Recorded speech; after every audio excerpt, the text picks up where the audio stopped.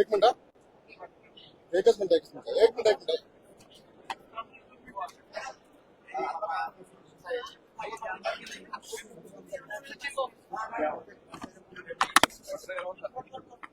नाही तेवढीच दाखवते जेवढी माझ्याशी सहानुभूती असेल तेवढीच.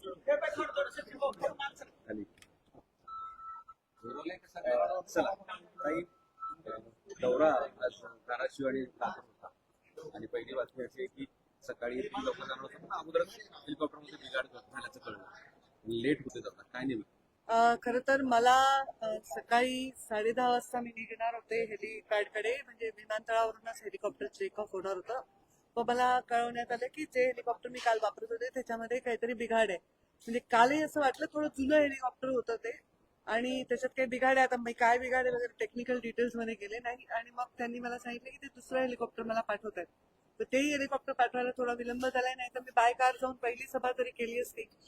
तिकडच्याही लोकांशी मी बोलले, सभा रद्द करणं शक्य नव्हतं, लोक वाट बघायला तयार आहेत आणि खरंच आहे की आता ही कार्यकर्त्यांची निवडणूक आहे आणि त्यांच्या पाठीशी आम्ही उभं राहायला पाहिजे, त्यांच्या सभा घेऊन त्यांना ऊर्जा दिली पाहिजे, त्यांना ताकद दिली पाहिजे. तर मी चालले आता सभेला, लेट झालाय 2 तास पण ठीक आहे, लोक वाट बघायला तयार आहेत. असं की काल तुम्ही वक्तव्य केलं की बोलणार फिरते आणि आई देव पाण्यात ठेवले. नाही म्हणजे लिटरली देव पाण्यात ठेवले म्हणण्याचा अर्थ असा आहे की माझी आई सतत लँड झाली का, टेक ऑफ झाली का, कारण शेवटी एवढी मोठी दुर्घटना जी झाली आहे ना त्याच्यामुळे सगळ्यांचे मन हादरलेले आहेत किंवा एक टेन्शन लोकांच्या मनामध्ये आहे. असंख्य कार्यकर्ते मेसेज करत होते, ताई विमान वापरू नका, ताई हेलिकॉप्टर वापरू नका. पण आता त्याला पर्याय नाहीये, शेवटी आम्हाला जास्तीत जास्त ठिकाणी पोहोचायचं आहे. तर कोणी काही काळजी करायचं कारण नाही. मी हेलिकॉप्टरमध्ये बसायच्या आधीच त्यांनी क्लिअर केलं होतं की हेलिकॉप्टरमध्ये काय प्रॉब्लेम आहे आणि बदलावं लागेल, तर त्यामुळे काही काळजी करण्याचं तरी कारण नाही आणि काम तर चालतच राहणार. चरेवेती आम्हाला काम करत राहावं लागेल. दौरा उशिरा का होईना सुरू झाला. हो, दौरा रद्द नाही होणार, काही झालं तरी दौरा पिका. कदाचित शेवटच्या 2 सभा रद्द होतील कारण अंतर खूप आहे, मी पोहोचू नाही शकणार बाय कार देखील. अशी एखादी मोठी घटना घडते त्यावेळेस हेलिकॉप्टर असेल किंवा विमान असेल, लँड करत असताना काळजी वाटते, भीती वाटते किंवा काही मनात काय असतं? आता काल मी त्यानंतर पहिल्यांदा आले. खरं सांगू का, जेव्हापासून अजितदादांचा अपघात झालाय, निधन झालंय, तेव्हापासून मी क्षणोक्षणी हाच विचार करते की त्या सर्वांवर जे विमानात होते त्या लोकांना त्यावेळी काय वाटत असेल, त्यांनी किती भयानक ती भीती किंवा यातना किंवा ते भय अनुभवलं असेल. माझा स्वभाव आहे तो जास्त त्या खोलात जाऊन विचार करत होते.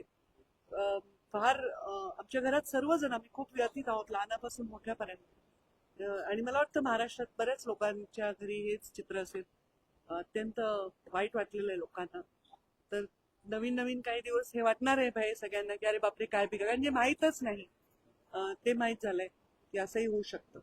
तर वाटणं साहजिक आहे, पण आता त्याला पर्याय नाहीये. प्रत्येकाला आपलं काम आणि कर्तव्य करावं लागेल. लाडक्या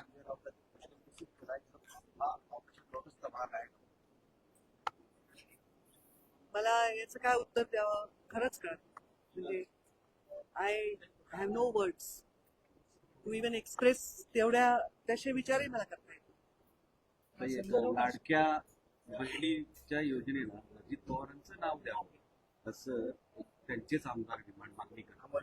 तर मुख्यमंत्री नक्कीच याच्यामध्ये निश्चित निर्णय घेतील आणि ते जे योग्य निर्णय घ्यायचा ते त्यांच्या पाठीशी आम्ही. संजय राऊतांनी असं पण म्हटलं की अजितदादांचा मृत्यू हा रहस्यमय मृत्यू आहे आणि त्याची माहिती लोकांना मिळाली पाहिजे.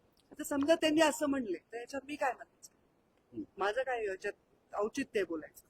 मी आतापर्यंत कोणाही व्यक्तीच्या कॉमेंट्सवर कॉमेंट करून मीडियाच्या लाईमलाईट मध्ये येत नाही.